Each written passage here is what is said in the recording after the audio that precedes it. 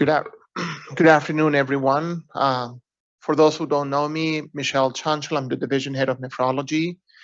And today we have our Collins lectureship.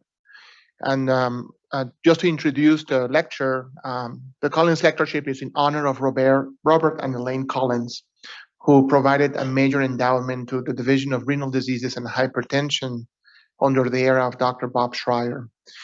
The proceeds of this endowment has allowed us to really support the academic mission in nephrology and really invite visiting professors who are major leaders in the area of nephrology. And today we're really very fortunate to have Dr. Ann O'Hare. Dr. Ann O'Hare is a professor in the Department of Medicine at the University of Washington and has an appointment at the VA Puget Sound Medical Center of Nephrology, that is the VA that is associated with UW.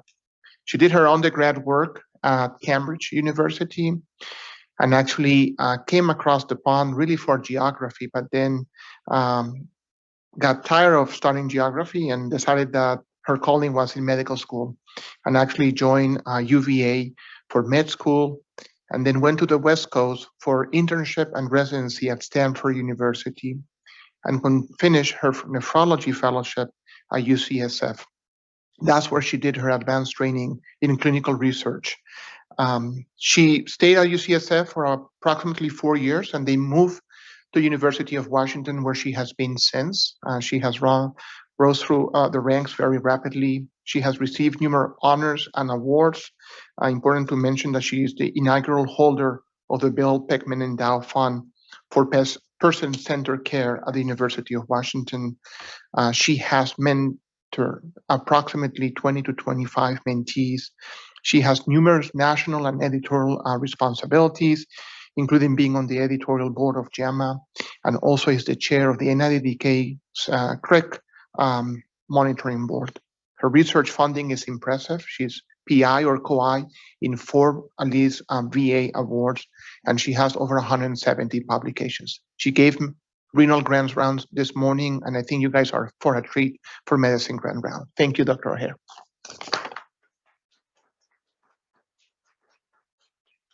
Thank you so much, Dr. Chanchel. I really appreciate the invitation to visit your department and your institution, and really appreciate the generosity of the donors that made this visit possible. I think maybe you need to scan this for CME. I'll leave it up there.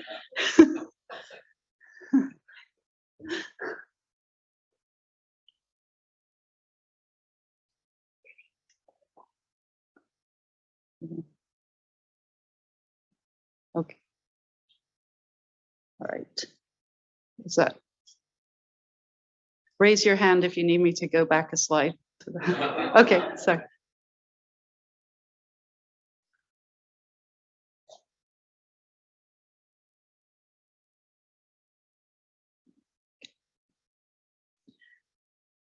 So just a first slide for disclosures. My funding comes from the VA Health Services Research and Development Service, and also I'm under a contract with NIDDK.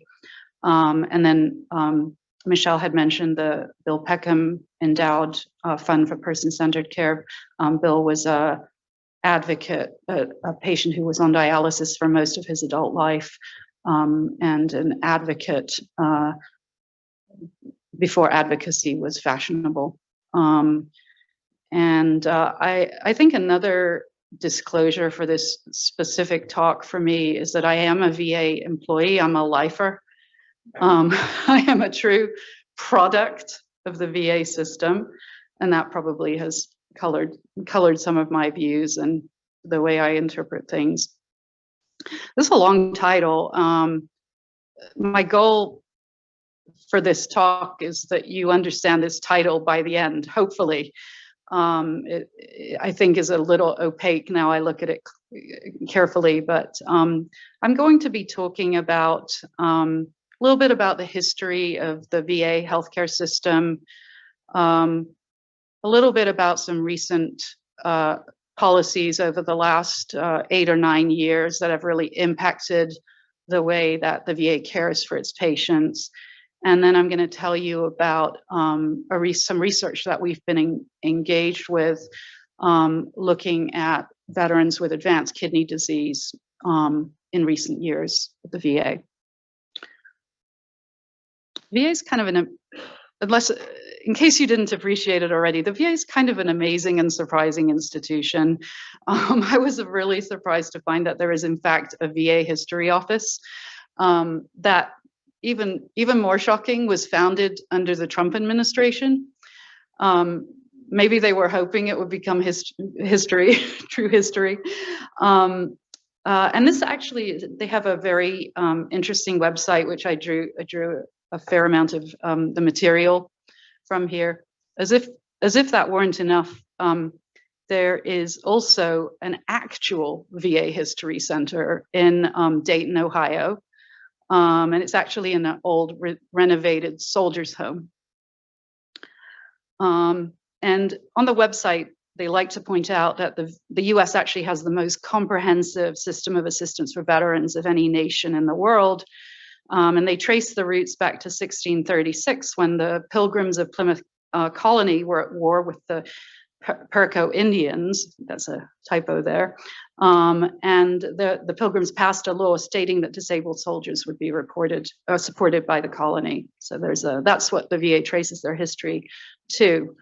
Back in 1865, at the end of the Civil War, Abraham Lincoln signed a law establishing the first National Soldiers and Sailors Asylum, as it was then called. These are now called soldiers' homes.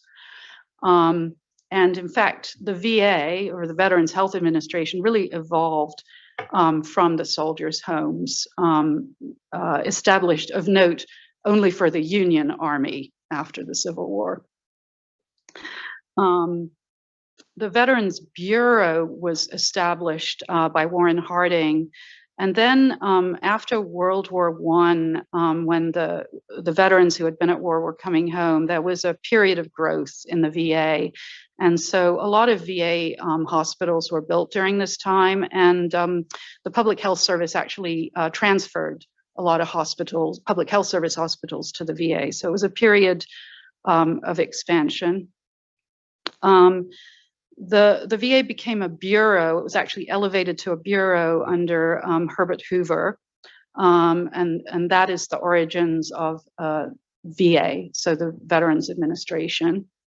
And then there was another major expansion of the VA after World War II, and this corresponded with a lot of hiring of medical staff, the growth of affiliations with academic programs, and the establishment of the Department of Medicine and Surgery.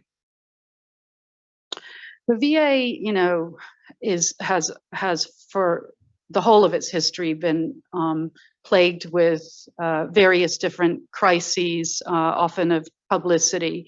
And this was actually, it's never good if your institution appears in Life magazine, is what I've learned. But actually, it was sort of interesting in the wake of the Vietnam War, there was a big expose on the VA.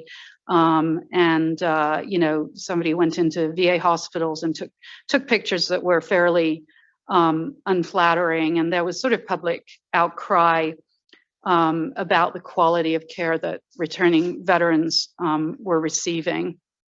And what followed actually in the 70s, and VA has reinvented itself, I think, a number of times in response to crisis, but what happened in the 70s was the VA health system really made some concerted efforts to up its game.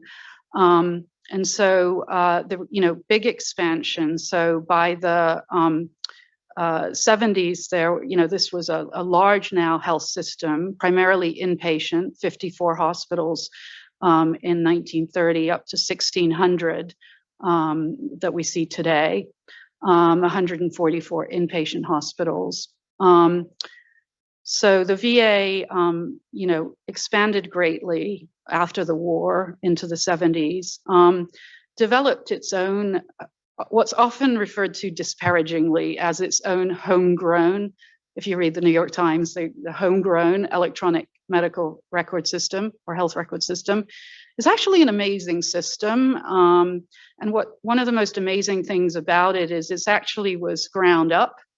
So it was developed by mostly physicians, pharmacists, at different VAs with knowledge of computing in the early days of computers, to meet clinical needs. And so this was a sort of a decentralized process. It was actually somewhat covert. There were examples of efforts at individual medical centers being shut down by VA central office, which had its own rather cumbersome computing infrastructure. And this group of enthusiasts who actually, what they produced was the beginnings of the VA-wide electronic health record system called VISTA, is eventually they were actually accepted. It was their work was recognized, but they went through a period where, you know, their computers would be removed or destroyed, and where the environment was really antagonistic. But what grew out of that was an amazing national electronic medical record system, decades ahead of anything in the private sector, that really met clinical needs. And they called themselves hard hats. I'm actually not quite sure why. Maybe because they were sort of in the basement or working in hazardous conditions. I'm not sure. The other thing the VA did in the 90s was it hired Ken Keyser to serve as the Undersecretary of Health. And he was a very, very talented public health official. He had helped develop sort of smoking cessation policies in California. And he just had a huge vision for the VA, much of which was actualized. He wanted to turn it into, expand the outpatient operation, and, you know, reduce the size and number of inpatient hospitals to meet demand. He took a sort of population-based approach to health. He was a big proponent of evidence-based medicine, which in the 90s was, you know, sort of a new development. And he promoted a culture of safety in the VA, which again, all of these things seem sort of obvious now, but at the time, other health systems were not doing this. So the VA was very much, you know, a pioneer in that respect. The other thing that happened after the war was the VA cultivated academic affiliations. So about 60% of residents do some training at VA facilities. I think I've done some aspect of my medical training at a VA facility, every aspect of my medical training at a VA facility. And it truly has become and continued to evolve and is truly what it now likes to call itself, a learning health system. If you haven't seen this book and you're a VA, you know, you're interested in the VA, I would strongly recommend this book, Best Care Anywhere by Philip Longman. The book is old. I think it was published in 2009, but he was a journalist who actually knew nothing about the VA when he started to think about the topic for this book. He was asked to write a magazine article. He was a journalist asked to write a magazine article about a healthcare system in the U.S. that was actually working. And he started by talking to people he knew in healthcare, and pretty much everybody he talked to said, "Oh, you should go talk to the VA." He had never heard, you know, he really didn't know anything about the VA. So, but he'd learned a lot about the VA. And I read the story about the hard hats in this book. I actually read this book in a single day, which is impressive because I'm a very slow reader. But it actually kind of gave me goosebumps, to be perfectly honest with you. The sad thing is that Longman actually became a huge supporter of the VA, but he didn't start that way. You know, he actually he thought the VA could be a good blueprint for a national health system. He thought the VA could be a good blueprint for Obamacare. And unfortunately, that's not what happened, but he had high hopes. So it's a little sad to read the end of the book, realizing that hasn't happened. Another very prolific author, Suzanne Gordon, I believe a she has a background in social work, but she's sort of a very politically active person who's done a lot of ethnographic work in VA facilities, a big proponent of the VA, and speaks of many of the unique and innovative programs that the VA has, such as, the PTSD programs, spinal cord injury programs, suicide prevention, so many novel path-breaking programs. Home-based primary care is another one. And the research that has been done shows that the care that veterans get through the VA system is at least as good as the care others get in the private sector.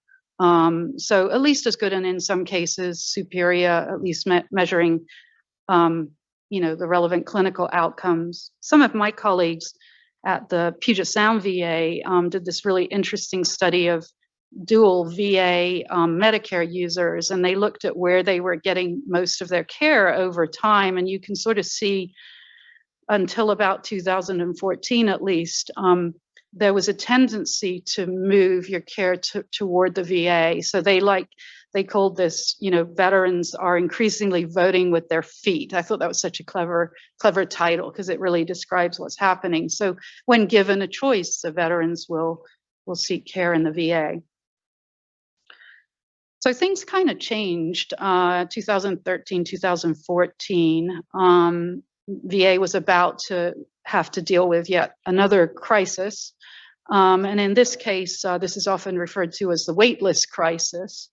At the Phoenix VA, it came to public attention that there were veterans who weren't getting appointments in a timely fashion. And in fact, the VA had been maintaining a secret list of patients who hadn't got appointments, so they didn't appear on the official list of patients that didn't get appointments, that would then create a black mark for the facility. And sort of adding insult to injury, it was uncovered that several of the veterans on this secret wait list had actually died while waiting for an appointment. Well, you can sort of imagine that doesn't make for a very good story for VA. So it was a crisis. It hit the New York Times, as you can see here. There had to be a response, and Obama promised a forceful response. Among other things, VA chief resigns. Eric Shinseki, a decorated general who'd had a pristine career in the VA, took the fall. Heads had to roll. He took the fall. And actually, with relatively little fanfare, this legislation was passed called the Choice and Accountability Act, that was intended as a stopgap measure so that veterans could get care in the community while the VA worked on increasing its staffing so that it could better meet the needs of veterans. And so this was a small article in the New York Times. It was bipartisan legislation. So you can kind of see here that Bernie Sanders was one of the. I have to give full credit. This is my husband's slide that he loaned to me. Put this little animation, but Bernie Sanders was looking on. He was a sponsor of the bill with John McCain, I believe. And there was strong bipartisan support for this. And, this is sort of, this is what Obama said, right from the start. This was not intended as a move toward privatizing the VA. This was not intended to be a political move. It was intended to be something to, stopgap measure so veterans could get the care they needed, and not turned into a political issue around privatization. Bernie Sanders was very vocal about that this should not become, as he said here, a whipping boy for the smaller government movement. So everyone was very nervous that this not be perceived as a move toward privatization. This is an editorial from the New York Times, so the editors of the New York Times, who are very attuned to this issue. And again, they commented, shunting more veterans to private hospitals will not serve them any better. So they were again kind of, wary of attempts to quickly fix the problem by moving care outside the VA. And, the Veterans Choice Program did make it easier for veterans to go into the community and get care. They had to live a certain distance away or face barriers to accessing care. And the program also consisted of funds to increase recruiting staff at VA medical centers, so that, VAs would eventually be able to take on this care again. And never mind that, when it was actually investigated, there was no link was found between the deaths that did occur and the care delays, but the horse was already out of the barn at that point. And, there've been some really fine studies, mostly from VA researchers, looking at the choice program, which was passed in 2014. And it was very messy, it was very chaotic. Veterans would be sent hundreds of miles to medical centers, hundreds of miles from their home. It was really very clunky to start with.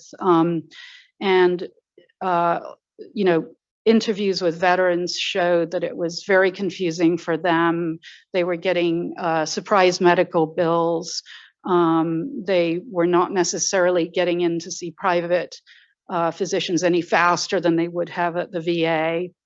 And so there have been a number of studies that showed that this was a really kind of clunky system, difficult to implement. And so that was sort of the state of affairs when, in 2017, Trump came in. So sort of stopgap legislation, emergency kind of thing, not intended to be a permanent program necessarily.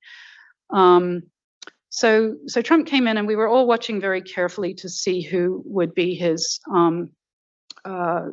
secretary for the VA. And Undersecretary Shulkin had actually been also Obama's choice. So he actually wound up staying on during the Trump administration. And so those of us who work in the VA were pretty relieved to hear this. He was actually the only, I believe, cabinet member to stay on. And we were relieved because he'd written this book, which is a slight take on the earlier book I showed you, the Best Care Everywhere. So he was a proponent for sending some care outside the VA. He was a big proponent of telehealth. He was a primary care doc himself in the VA. But he also believed in the value of the VA, and he did not think the VA should be privatized. Unfortunately, his time was limited in office. There was some shenanigans going on with political appointees within the Department of Veterans Affairs that Shulkin did actually write about, that were making it very difficult for him to do his job, and that were really favoring VA privatization. So it was really just a matter of time before Shulkin was replaced by President Trump's own personal physician. You may remember that briefly. And Shulkin, went the way of all good bureaucrats. He made the mistake of accepting tickets to Wimbledon in his official capacity visiting the UK. So he was gone. Sorry, I guess I have that slide twice. Sorry. And then, before you know it, 2018, there's another bill going to Congress and to Trump. And this is what is called the Mission Act, which is in the title. And the Mission Act was basically an effort to make the Choice Act permanent. There had been one renewal of the Choice Act, but the Mission Act is actually a permanent effort to integrate community care into the care of veterans and pull together a lot of other piecemeal programs that were providing care in the community along with what was happening under choice. The thresholds were a bit more lenient, so it was easier for veterans to go out to the community. Fewer questions were asked, fewer barriers. And of course, veterans could still stay within the VA. But, this was now in full force. And what was at that time called the VA, this is the VA Community Care Program. It's now been rebranded as VA, as Community Care. And so the VA was to assume, because there had been such a disaster with choice, they actually contracted out a lot of the care coordination and scheduling. And that was a disaster. So under mission, VA was to do that stuff. And these third-party administrators that were responsible for contracting out care were made more accountable for building networks. And then there were efforts to make payments to community providers more timely. That had been one criticism of the Choice Act. So there were some improvements. You'll recognize this. I now recognize this because Lily took me over there this morning to the VA. I don't think this article had anything particularly to do with your VA, but it's a nice looking VA. And so the message here was VA seeks to redirect billions of dollars into private care. And that's basically what was happening. So, you know, I don't know if any of you are familiar with the Naomi Klein's work on the shock doctrine and what she calls disaster capitalism. But this was a prime example of a shock, a crisis followed by, you know, moving resources outside of the, you know, our nation's largest publicly funded health system. And of course, Mr. Trump liked it, sort of said, you know, veterans can go out, get a doctor, we'll pay the bill, they don't have to wait 6 weeks, et cetera, et cetera. So, you know, very simple messaging there.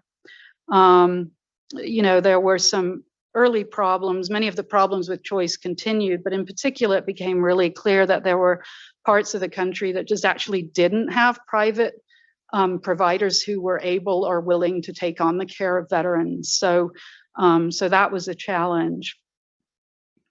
So before I get even more angry telling you guys about this, I'm going to kind of switch gears. And the rest of the talk, I'm going to tell you about some work we've been doing related to the Mission Act for veterans with kidney disease. And you know, some of this work, I feel like, you know, as a provider in the VA, we see a lot of what's going on, but then when we read articles in the New York Times, it doesn't represent our experience very well.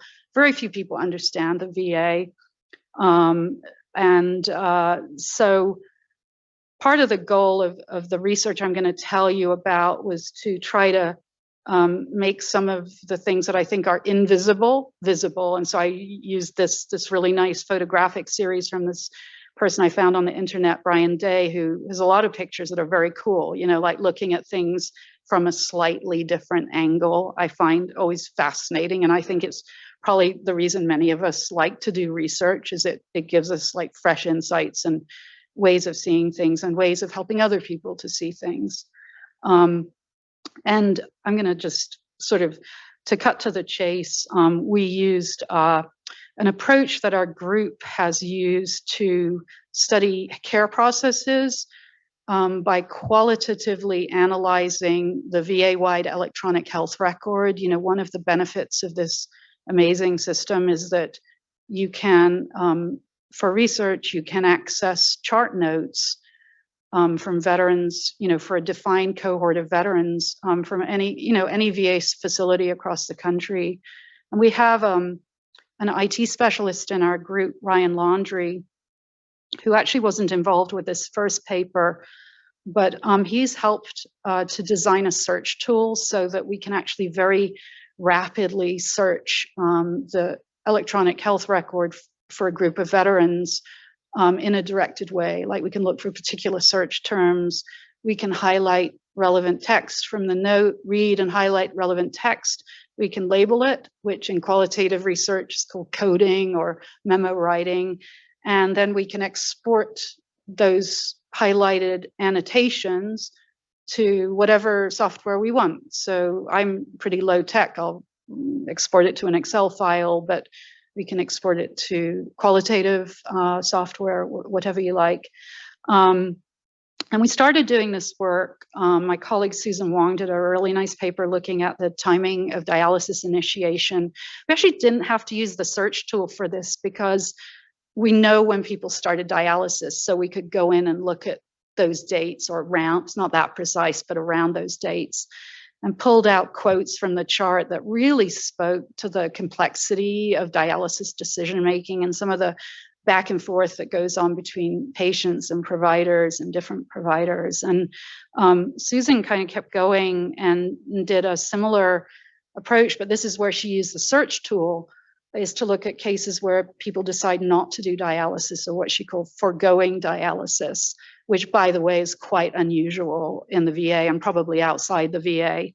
At least it was when she did the study. And again, this had to be a search tool because we didn't know when these discussions were taking place or which notes they were taking place. So she used the search tool to get to relevant portions of the health record. And again, this was like a kind of a battleground, that you kind of, it's almost like a magic carpet or something. You get to see, certainly you can learn a lot by talking to one patient or a group of patients, one provider or a group of providers. But with this, with the caveat that the electronic medical record is incomplete and biased, you can actually see interactions occurring across multiple settings, multiple providers, multiple patients. And the search tool makes it really feasible to do that. I did something on also hospice referral. That was a very easy search, looking for mentions of hospice. And then one of my colleagues and mentees, Kate Butler, actually has used this approach to look at the transplant referral process in the VA. And, her work really highlights some of the potential disparities and potential sources of bias against people getting transplant. What really comes across from this work is the huge burden on patients to make it through the transplant process, and the huge amount of, bureaucratic scrutiny over, their health and their illness. So this is we've been somewhat fortunate that journals have been willing to take our papers. It's not a super common approach to qualitative research. Mostly qualitative researchers work with interviews or focus groups. And so we're doing the same, but with the electronic health record documents. It's a valid approach in anthropology and sociology, but we kind of just arrived at this organically. And I thought it would be interesting to use the same approach to kind of study what's been happening in the VA system under the Mission Act. And this is close to my heart because I'm working with a population, patients with kidney disease, who much of their care has to be outsourced from the VA. So, for example, dialysis, we have always sent patients out for dialysis when they live too far from a VA medical center, or when the VA can't. VA dialysis are typically pretty small and can't accommodate all the veterans. So something I'm very familiar with. But also we're seeing it on an increased scale for people not on dialysis, with just advanced kidney disease, and then, of course, all kinds of patients. So what we did was we assembled a cohort of veterans who we knew had advanced kidney disease based on their serum creatinine measurements and estimated GFR at that time, and who were alive at the time the Mission Act went into effect, which was, I think, July 2019. And then we took a random sample of 1,000 of these veterans. We have to do this work is pretty time intensive, so it obviously wouldn't have been possible to look at all the charts of all the patients. But so we had a sense as to how many charts we might need to look for before themes started to emerge. So we sampled 1,000. We were prepared to look at more if we needed to. In qualitative research, you basically keep going until you really feel like you understand what you think you're studying, and you've got enough good examples to communicate that to others. And so that's a situation called thematic saturation. And so we were prepared to look through more charts, but we really reached thematic saturation with 1,000. And then we used the search tool to identify mentions of the term community care, because within the VA lexicon, community care has become the way we refer to this type of care. To non-VA providers, it might seem like a kind of general term, but I think it has a very specific meaning in the VA during this era. And so we searched for that term, and more than half of our cohort with advanced kidney disease had some mention of community care, and a total of almost 3,000 mentions for all of those patients. And so what we've done with prior projects and with this one, is that one person looks through all of those mentions with the search tool. And the nice thing is that you don't have to go out of each chart and into another. You can just search through multiple charts for the term. It will take you to the note. You can read as much of the note as you feel like you need to understand the mention. You can look at notes either side if you want to really understand the clinical context. And so our group has become pretty adept at doing this. But one thing we've really learned is that it's not, usually you think of chart abstraction as being a relatively, I would say, the kind of thing that you could train a study coordinator or a research assistant to do. It's usually not the thing that, for example, a study PI would do. And I learned my lesson very early on that actually this kind of work demands an understanding of the clinical context, the medical context of medical care, how medical care is delivered, how clinicians document, how the EHR works. And so all of those things are actually very hard to find in one person, except for a physician scientist doing research. So in our group, mostly at least one person has gone into the notes, highlighted relevant text, coded that text, and then usually we will ask one or more of our colleagues then to look at those abstracted quotations. It's a lot of work, so it feels like a lot to ask another person to do that, but that would be probably better. But I think my strategy is always to abstract very liberally so that the person reading the notes can really get a lot about clinical context. So for this project, Kate Butler, CRB is her initial, and Whitney Showalter, who's been my study coordinator for 15 years, did the sort of heavy lifting of looking through all of the quotations that I identified.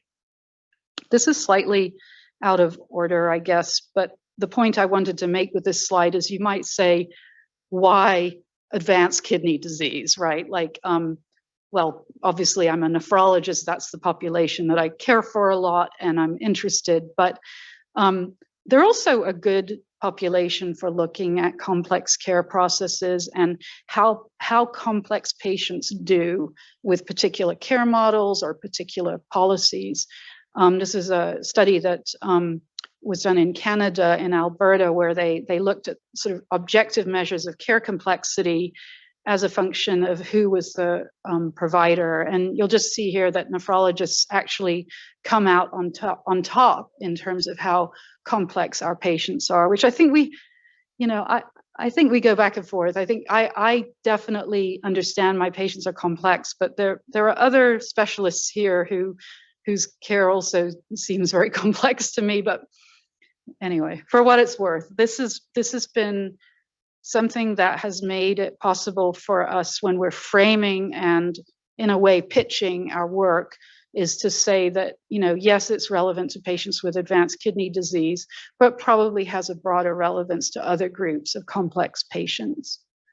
So what I wanted to do is just kind of give you a little bit of a feel for what we found with this work. And we identified three major themes, the first of which, I was pretty liberal in my choice of titles here, or our choice of titles, but the first theme was VA as mothership, which once I thought of it, basically my collaborators wouldn't let it go because they just liked it too much. So the hidden work of veterans and strain on the VA system. So it should become clearer as I go through the quotes on this. So just trust me that This is not how much I'm going to include for other quotes. Just take, take a sigh of relief. But I did want to include this because it just speaks to how much work it is to coordinate care across systems. The VA, as part of the Mission Act, actually has a whole department of community care. It probably has another name at this point, but they have actually hired, unfortunately, from within, mostly within VA, so they're sort of cannibalizing themselves a little bit, but they have hired nurses and other healthcare professionals to actually help to coordinate care in the community. That was one of the new things with the Mission Act. And just the amount of work that's happening for this is sort of incredible. So I'm going to actually read this to you just so you get a sense of it. So this is the author of this note received a call from a gastroenterology provider in the community who said she'd gotten a referral from the patient's community oncologist who wanted the veteran to have an endoscopic ultrasound as soon as possible. So already we're dealing with two different community providers. So this author talked with said they have the patient scheduled for an endoscopic ultrasound and fine needle aspiration. A gastroenterology referral is needed, meaning need to get this referral. In addition, the veteran will need to take clear liquids after a certain time, NPO after midnight. He'll need to he'll need his insulin dose adjusted. Someone's got to do that. And they'll need instruction on what dose to give. He'll need to hold the Eliquis for 5 to 7 days. A note will suffice saying it's permissible to hold the Eliquis starting whatever date is acceptable. The vendor also requested CT of abdomen. Author sent encrypted email to VA radiology requesting that they send the imaging via compact disc. Please place, this is a note to the provider, please place community consult ASAP and request community care. And anyway, spoke with gastroenterology regarding plan and told them, in other words, isn't this just kind of exhausting? Even someone who's actually paid to do this, you can imagine they also have to pull in lots of people within VA who aren't paid to do this. And that was actually the next thing that we found, which was even if it wasn't your job to coordinate care in the community, you wound up doing it. So this is a nursing telephone encounter. Patient states he was scheduled to have x-rays on his knees and ultrasound of his kidneys requested by his community care nephrologist. He had transportation problems and was forced to cancel the appointment. His nephrologist, community nephrologist, will not see him for his follow-up appointment until this is complete, requesting to reschedule both exams. So what's happening here is the VA is actually rescheduling those exams so that the community provider can do their work. So this is kind of hidden work. It's not the official duty. The other thing that sort of contributed to this was veterans, and this is where the idea for mothership came in, is veterans would almost kind of hone back to the VA when things were not clear or not going well with their community care, or even just to make connections back with the VA. So this is an example of a veteran and spouse presented to the front desk reporting recent discharge from a community medical center. He was admitted and treated for what spouse called atrial fibrillation and underwent a cardiac procedure. She's unsure of the exact name, but states they'll need a referral to follow up with cardiologist sometime next week.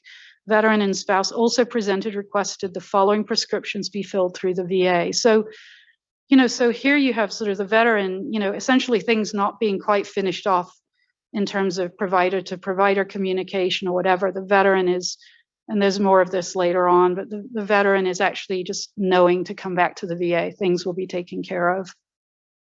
And just to sort of building on that theme, a lot of hidden work for veterans and their families, administrative work. So this is actually particularly sad. This patient presented to clinic to inquire about community care nephrology consult. Consult appears to still be in process of approval. Patient is anxious about seeing a provider regarding his renal function. And for anyone who's worked, I guess I can't speak for your VA, but I can speak for my VA. It's a very slow and opaque process. So you can imagine the stress for the veteran and their families. Even worse, veterans were getting surprise medical bills. This administrative note says, I received a message patients getting billed for labs done by the community provider. They need community care order for those labs. And then, just the sort of the confusion on the part of the veteran. This patient needs to go to the ER. He says, I don't have insurance. Will the VA pay? So this person asked if he has Medicare. He states, yes, I do, but they make you pay a percentage. Explained, I cannot guarantee payment, but I will let VA know we sent you. Bottom line being, there's just also a lot of confusion among VA staff as to what will and won't be covered. So hard for them to help veterans navigate the process. Veterans often wound up being a bit of a intermediary or a messenger between community and VA providers. So I love this one, appointment, patient saw a community kidney specialist, had a full lab and ultrasound done.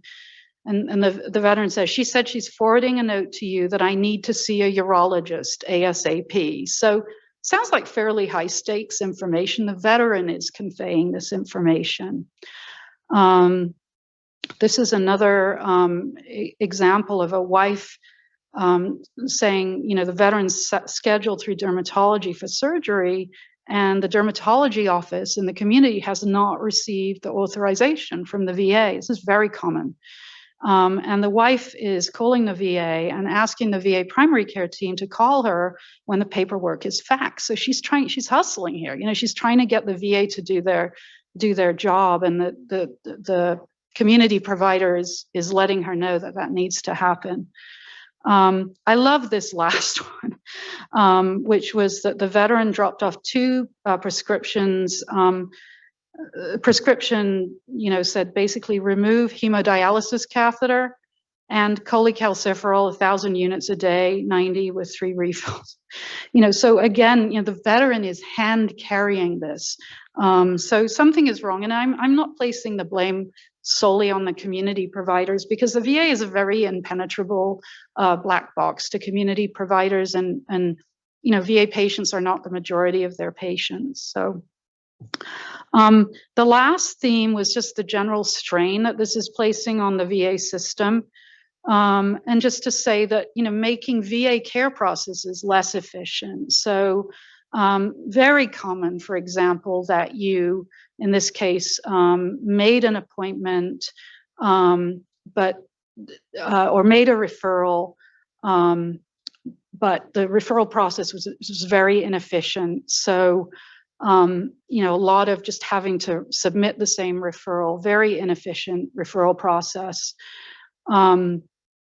Some of the notes in the chart suggested that providers needed to be kind of walked through the process, and if they didn't do it correctly, the referral process wouldn't happen as planned. So very challenging referral process.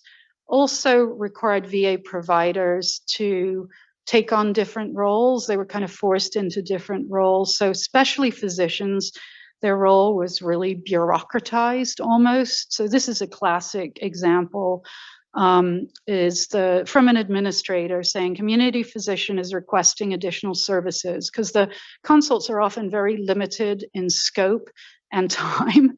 So there's like a lot of inertia built into them. And if they run out or they're not expanded enough, they have to be renewed. And of course, this is VA trying to avoid fraud, understandably.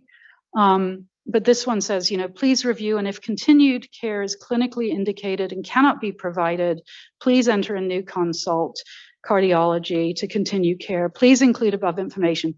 Thank you! Exclamation mark, meaning the administrative staff are having the physicians do this work, and they're sort of leading them through it.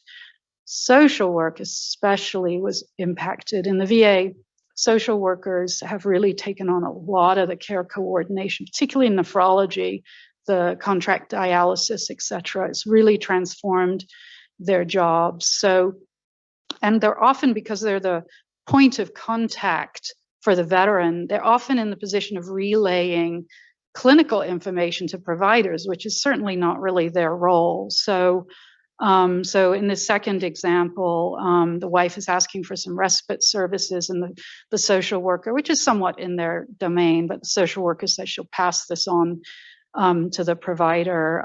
But the last example here is really a medical situation where the social worker is involved in passing medical information to the nephrologist. So sort of implicit to this whole system is there's been this sort of subtle shift in staff roles within the VA without ever asking explicitly or checking on whether this would be okay. And then the interference with VA care processes. So it's very common that appointments had to be rescheduled, like this first example, when there was a conflicting appointment in the community. Very common that clinicians couldn't really figure out if patients had got care in the community and couldn't get a hold of the records, which were very slow to come back. And then very common that they would put placeholder appointments for patients in case the community appointment didn't happen.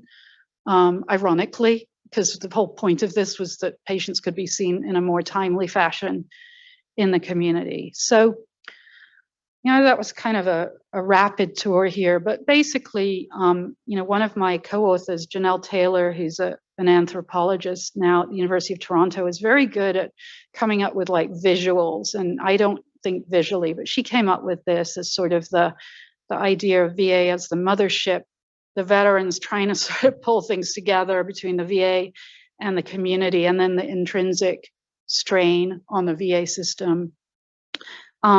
In part because I've been working with Janelle and others of her colleagues, I'm kind of a little more tuned into the anthropology literature than I would ordinarily be. And so I took the title of our talk today, A Clinical and Administrative Borderland. In full disclosure, I stole that from this book by an American anthropologist, Cheryl Mattingly, who uses the borderland concept to talk about the miscommunication and difficulties of communication between low-income inner city teenagers with developmental delays and occupational therapists that work with him. But the concept of a borderland, sort of looking here, this is really it made a lot of sense to me. It's a sort of borderland that nobody necessarily quite owns.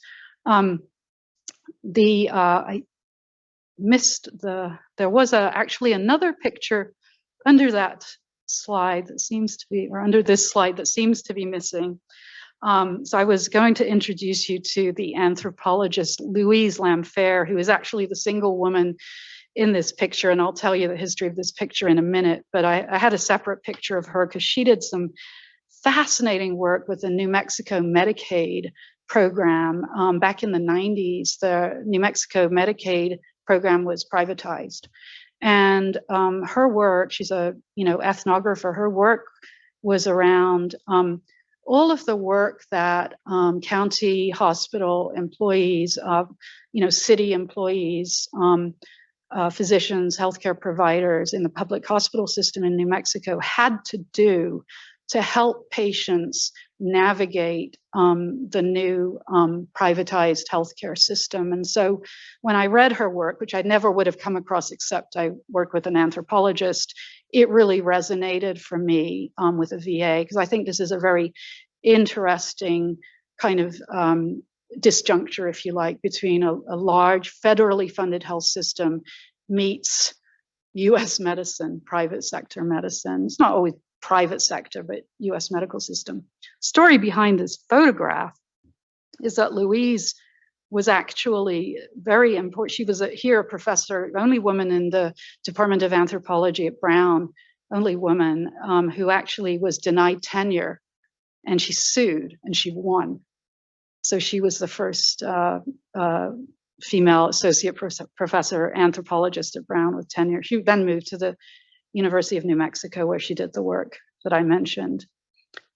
Just very briefly, and I apologize, I haven't left too much time for questions, but the limitations of this project are obviously we don't hear the story of the community providers. We hear a little bit, but not a lot.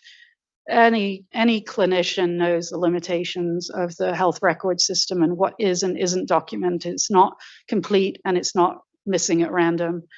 And of course, we're not directly capturing the experiences of patients or clinicians, but we are learning something, I think. And I think what we learned is that, it really shines a light on the fact that when you outsource care from a public health system, in this case, but probably true for any health system, is this is putting a lot of demand on the users. So in this case, the veterans and families, but also VA staff and the VA system. And when I shared the work with our social worker, this is actually how she summarized the findings. And I was like, that's brilliant. It really is unclear whether VA's multi-billion-dollar investment in outsourcing care has improved care in sufficient measure to really justify all the increased demands on these three groups of people. But the costs are really these sort of hidden, if you like, costs. They're not so hidden if you work in the VA, but they're probably hidden to society at large, are very difficult to measure. But I think there should be some attempt to figure this into the whole budgeting process for community care, because it's not just the cost of the care in the community, it's everything you have to do to make that care possible. And I really feel like VA should be figuring that into the budgeting process for the program, which I think they are increasingly. And maybe it should also shape some of their decisions about, whether and what care they do in fact decide to outsource, which has been running wild a little bit. I do just want to call out a couple people here. Kate Butler, who I mentioned, had really helped a lot with the sort of, excuse me. Sorry about that, had really done a lot of the qualitative work with me. And so we really shared that work. And then I also want to call out Evan Carey, who is my senior author here, he's actually an assistant professor here in biostatistics, and he's an investigator at the VA, and he is a whiz when it comes to working with community care data, which is incredibly messy. It's a whole nother talk, but and Susan Crowley, who's a nephrologist at Yale New Haven, who's our renal program director, incredibly supportive, what we call operational partner. And I will end my talk there. Thank you for your attention.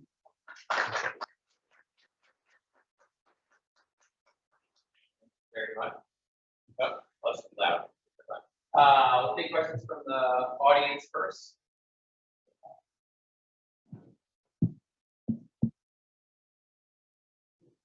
Yeah, Lily? I just had a question.